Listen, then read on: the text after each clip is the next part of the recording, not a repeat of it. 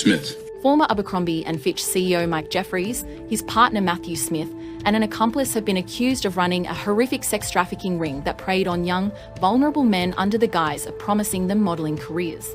Federal prosecutors revealed on Tuesday that the trio orchestrated this scheme for nearly a decade, luring more than a dozen victims, many as young as 19, into what they believed were professional opportunities, only to be sexually. Former Abercrombie and Fitch CEO Mike Jeffries has been arrested on sex trafficking charges. Now, Mike Jeffries and his partner used a highly organized network involving a middleman to find young men for sex slaves. Well, welcome back to Kharisma Daily. Let's jump right into the story and hear what the feds had to say. Jeffries was the CEO of one of the most recognizable clothing retailers in the world. He was using his power, his wealth, and his influence to traffic men for his own sexual pleasure and that of his romantic partner, Matthew Smith. Former Abercrombie and Fitch CEO Mike Jeffries, his partner Matthew Smith, and an accomplice have been accused of running a horrific sex trafficking ring that preyed on young, vulnerable men under the guise of promising them modelling careers. Federal prosecutors revealed on Tuesday that the trio orchestrated this scheme for nearly a decade, luring more than a dozen victims, many as young as 19, into what they believed were professional opportunities, only to be sexually abused and exploited. Jeffries, now 80, allegedly leveraged his wealth and power to manipulate and coerce these men into participating in depraved sex acts. His partner, Smith, 61, and their recruiter, James Jacobson, 71, known for his disfigured face, reportedly recruited young men through a process that involved sexual tryouts before they were passed along to Jeffries. The victims were often employees of Abercrombie and Fitch stores or aspiring models who were promised opportunities in the fashion industry. The defendants caused the men to believe that not complying with requests for sex could harm their careers. The defendants pressured the men to consume alcohol, Viagra, and muscle relaxants known as poppers during the sex events. And they required the presence of staff during the sexual activity and ensured that the men did not leave the sex events until Jeffries and Smith decided that the sessions were over. According to the indictment, the victims were subjected to extreme sexual abuse at sex events organised by Jeffries and Smith in locations that ranged from Jeffries' lavish homes in Manhattan and the Hamptons to luxury hotels across Europe and even on international cruises. The abuse included violent and degrading acts, such as the insertion of large sex toys, forced drugging with erection-inducing substances, and non-consensual sex. Victims were also forced to inhale poppers, a recreational drug used to enhance sexual experience, and wear costumes during the abuse. These events were meticulously planned, with Jeffries and Smith spending millions to create an infrastructure that included domestic and international travel, luxury accommodations, and even a security team tasked with enforcing non-disclosure agreements and conducting background checks on victims to ensure their silence. At least 2 men described being raped by Jeffries at his Hamptons home during these gatherings. Their sex trafficking and prostitution enterprise lasted at least from the end of 2008 until early 2015. During that period, the defendants hired dozens of men and transported them to New York and around the globe. They spent millions of dollars on a massive... U.S. Attorney Breon Peace condemned the abuse, saying, "Sexually exploiting vulnerable human beings is a crime. And doing so by dangling dreams of a future in fashion and modelling is no different." The case is expected to uncover further disturbing details of Jeffries' systematic exploitation as more victims come forward. Wow, this reminds me and sounds so much like the Diddy case.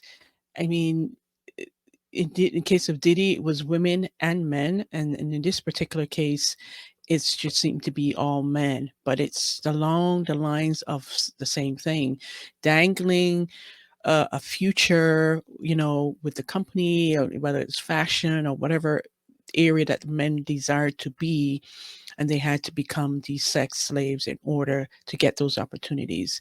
This is depraved, demented, and very evil. Let's move on. Now we have Ian Carl. He's an internet sleuth, and I've featured him here on the show before. And he's going to show us that there's not many degrees of separation between the ex-Abercrombie CEO, Mike Jeffries, and Epstein. Let's take a listen. Sex trafficking ring just got busted, and this time it is Abercrombie and Fitch. And it only takes like 3 minutes on Wikipedia to realize that this is connected directly to Jeffrey Epstein. Hence the Epstein Network shirt. So, the former Abercrombie CEO, Mike Jeffries, was just charged with sex trafficking and interstate prostitution. And the article is basically just all summarize what is described in this 10-page indictment that was just filed. It names 3 co-conspirators: Jeffries, the ex-CEO of Abercrombie, his gay lover, who I think is his husband or partner for a long time, and then one other man that was like their senior manager of this trafficking operation. And real quick, a funny tidbit, that third guy, whose name is James T. Jacobson, I assume it's Todd, he's also known as Jim Jake or Mrs. Cook or Todd. I wonder why they're calling him Mrs. Cook. Giving shades of Diddy right now. But anyways, basically, it's an international sex trafficking and prostitution business where they were using the modeling arm of Abercrombie and Fitch to trick young men into basically saying, we'll give you a job if you do a little diddling. And then they would fly the good ones out to sex events all around the world.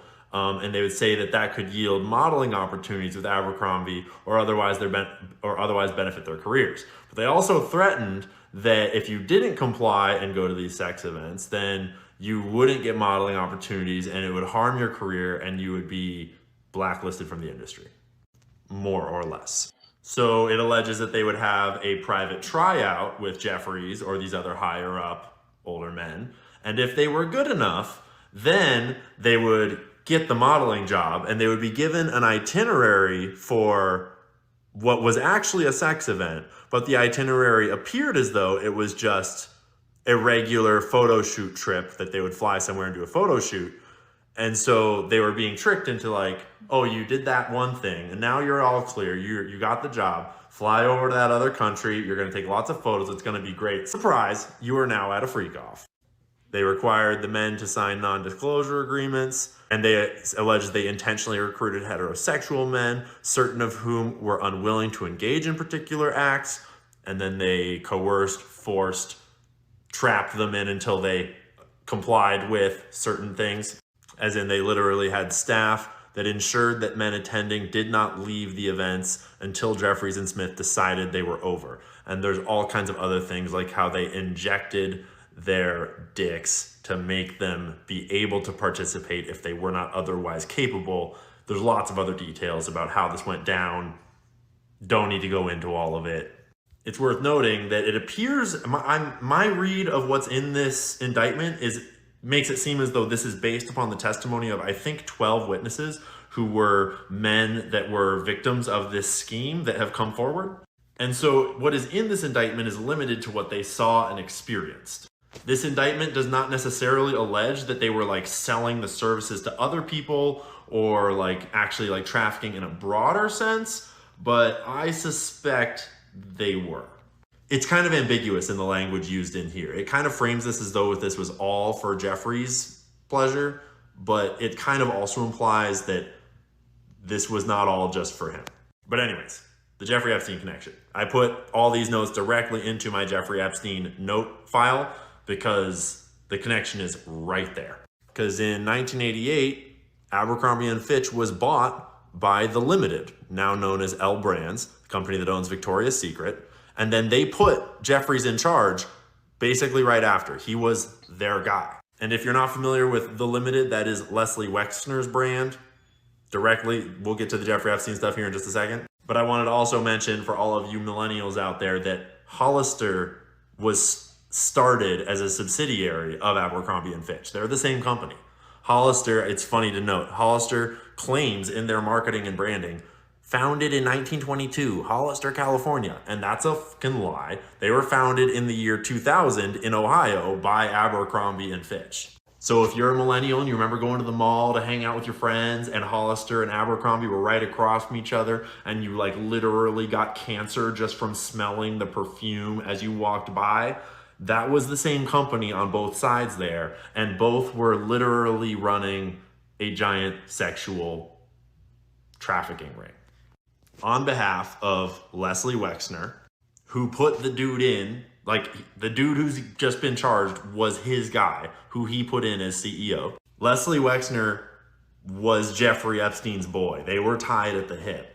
They only mentioned Jeffrey Epstein 5 times on Leslie Wexner's Wikipedia page, and they try to kind of sterilize it to make it sound like it's like, oh, it was just like a little bit of money management, but no, it was not. I mean, he just retained him as a financial manager from that year to that year. It wasn't that big a deal.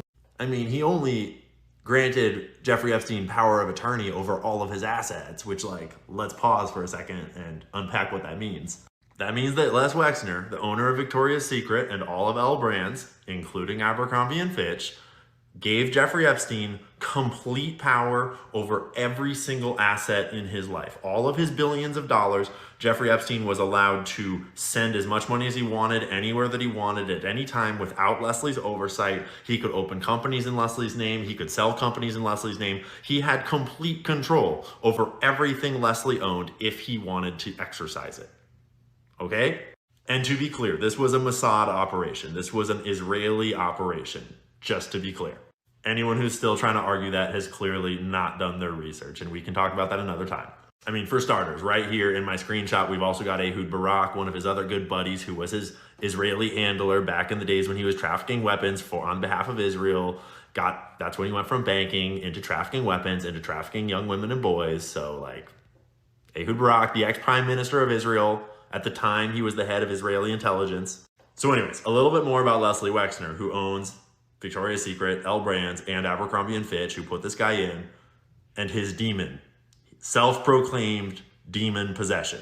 Because although they skim right over all the Jeffrey Epstein stuff on his Wikipedia page, but they at least mention this New York Magazine profile in 1985 where he talked about being possessed by a D-book, or however you say it in Yiddish, I don't know. The Wikipedia page is okay, but Whitney Webb did a way better job on this one. It's one of my favorite chapters from One Nation Under Blackmail, Volume 2. The dark side of Wexner's philanthropy, Wexner and his D-book. And Wexner self-identified. He was telling the story of how he was possessed by this D-book spirit that drove him to success. But a D-book in Yiddish folklore, as defined by Encyclopedia Britannica, a D-book is a Jewish folklore term for a disembodied human spirit that, because of former sins, wanders restlessly until it finds a haven in the body of a living person. Unlike spirits that have yet to move on but possess positive qualities, such as the Magid or Ibur, the D-book is almost always considered to be malicious, which leads it to be translated in English as demon.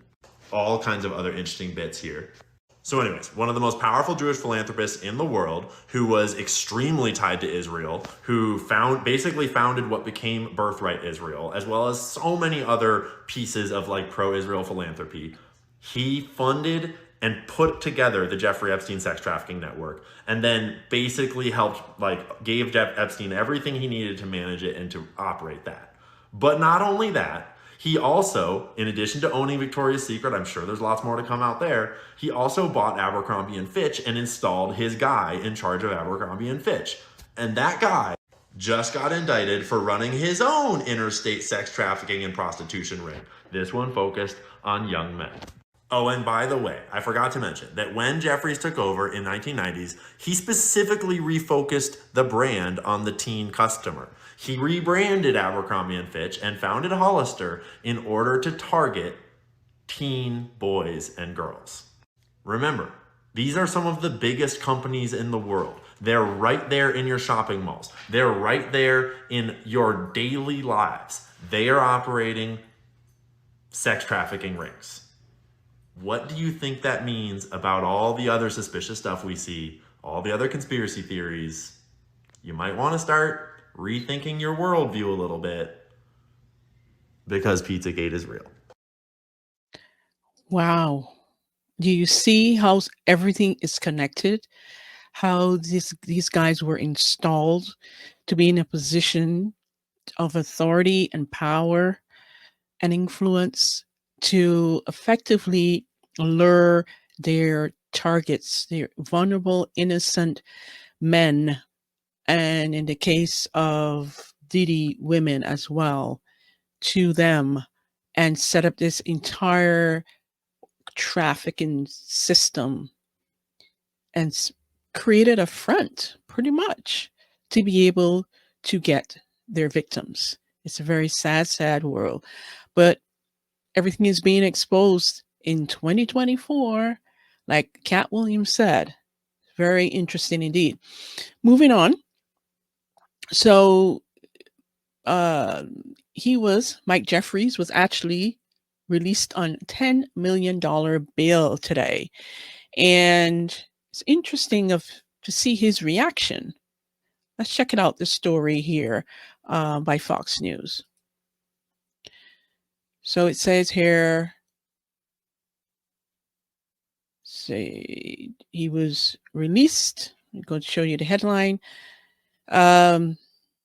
Ex-Abercrombie and Fitch CEO grins with ankle monitor after posting $10 million bail in sex trafficking case. And let's play this video. So you got a bombshell indictment against the former chief executive at Abercrombie and Fitch. Prosecutors say that Mike Jeffries and two others ran an international sex trafficking ring for years, exploiting dozens of young models all over the world. Brian Yennis is here with more on what we think we know so far. Good morning to you. Yeah, Bill, good morning. Well, longtime former Abercrombie and Fitch CEO Michael Jeffries is charged with 16 counts of sex trafficking and interstate prostitution. The 80-year-old smiled as he left federal court in West Palm Beach yesterday. Jeffries must wear a GPS ankle monitor. He's confined to home detention after being released on a $10 million bond. Two other men were also charged, including Jeffries' romantic partner, Matthew Smith, who was denied bail. Now, prosecutors allege that between 2008 and 2015, Jeffries and his partner paid a recruiter to lure dozens of men to take part in sex parties around the world.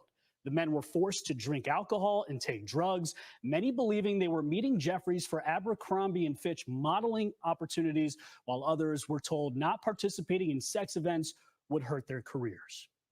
Jeffries was the CEO of one of the most recognizable clothing retailers in the world. He was using his power, his wealth, and his influence to traffic men for his own sexual pleasure and that of his romantic partner, Matthew Smith.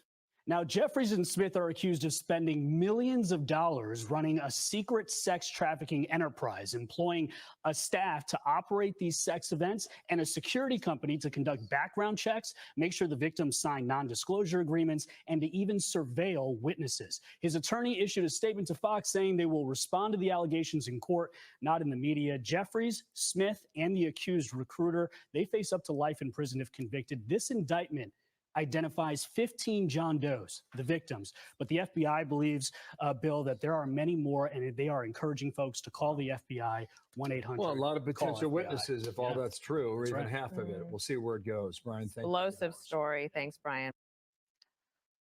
Wow, that is wild. Wild, wild, wild. Sick, demented, evil, and diabolical that these perverts will go through this length to get their fix. And it's unfortunate because victims and trauma, this is what they've created. You know, they've damaged men who weren't even into that kind of stuff, heterosexual men into homosexual, having to force to partake in homosexual acts against their will. I'll keep you posted on the story. But this is very demented. And I believe that we're going to see more and more of these sex trafficking rings come to the forefront.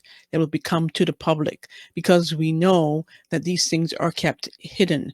But 2024 is the year for it, and I'm here for it. And as these things come to light, I'm going to share those things with you. So let me know your thoughts. What do you think about the story? Are you as disgusted as I am to hear that this has been going on? I want to hear your thoughts, and I'll see you in the next one. Take care and bye for now.